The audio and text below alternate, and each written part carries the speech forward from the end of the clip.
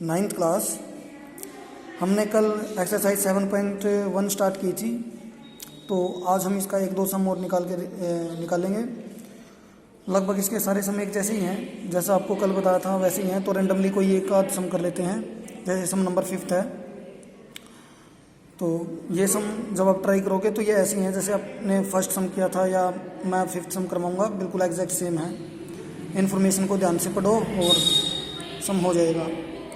तो 5th सम है, line L is the bisector of angle A। ये एक फिगर है जिसके अंदर जो ये लाइन L है, ये बीच वाली, ये इस एंगल A को बाइसेक्ट करती है।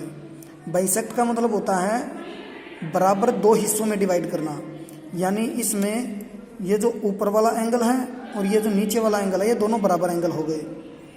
तो इसी को कहते हैं बाइसेक्ट करना, यानी कंप्लीट एंगल को इक्वल टू पार्ट्स में डिवाइड कर देना। And B is any point on line L। इस L के ऊपर कोई पॉइंट B है। BP and BQ are perpendicular from B।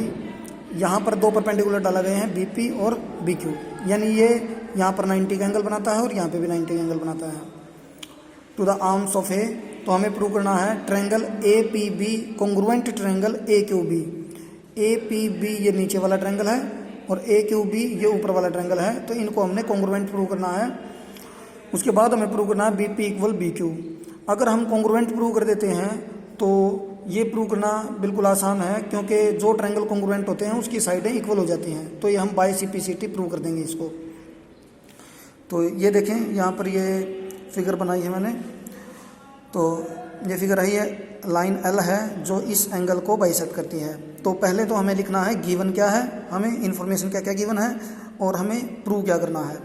तो गिवन है कि line L bisect angle A, कि लाइन L इस एंगल को बाइसेक्ट करती है। BP परपेंडिकुलर AQ, BP जो है वो AQ के ऊपर,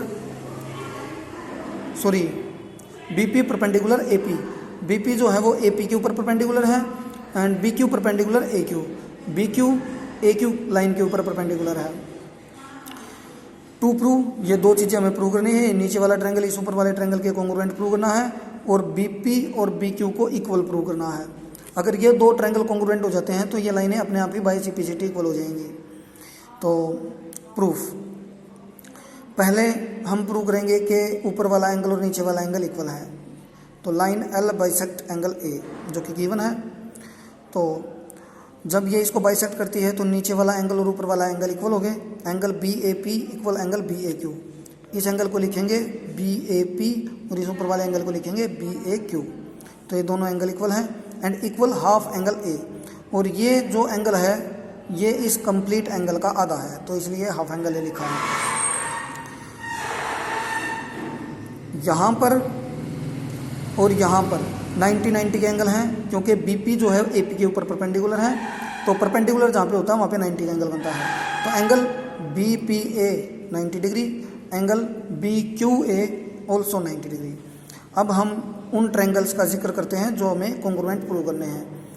triangle APB and triangle AQB, इन दोनों ट्रायंगल्स को देखें। इनके अंदर हम 3 क्राइटेरियन थे हमारे पास इनको कॉन्ग्रुएंट करने के, SSS, SAS और AAS। इनमें से कोई भी एक क्राइटेरियन लगाएंगे जैसी भी इंफॉर्मेशन हमारे पास है। तो एंगल BAP इक्वल है एंगल BAQ के, जो कि हमने प्रूव किया था ऊपर, यहाँ पे लिख दिया प्रूव्ड इन फर्स्ट, हमने फर्स्ट में इसको प्रूव किया था। BPA और BQA ये भी इक्वल है क्योंकि दोनों के दोनों 90 के हैं।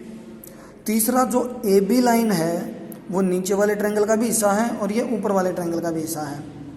तो ये लाइन नीचे वाले ट्रायंगल में भी आती है, ऊपर वाले में भी आती है। तो AB इक्वल AB, तो AB इक्वल AB। तो ये दोनों ट्रायंगल आपके कॉन्ग्रुएंट हो जाएंगे। APB AQB कॉन्ग्रुएंट हो गए। AAS क्राइटेरियन लगेगा, 2 एंगल और एक साइड। अगर ये दोनों ट्रायंगल कॉन्ग्रुएंट हैं तो इसकी सारी साइडें इक्वल हो जाएंगी। तो हमें ज़रूरत है BP साइड की, तो ये BP साइड BQ के इक्वल हो जाएगी बाय CPCT। तो ऐसे ही आपको इसके बाकी सम करने हैं। तो एक्सरसाइज 7.1 आपको कंप्लीट करनी है अपनी फेयर नोटबुक में।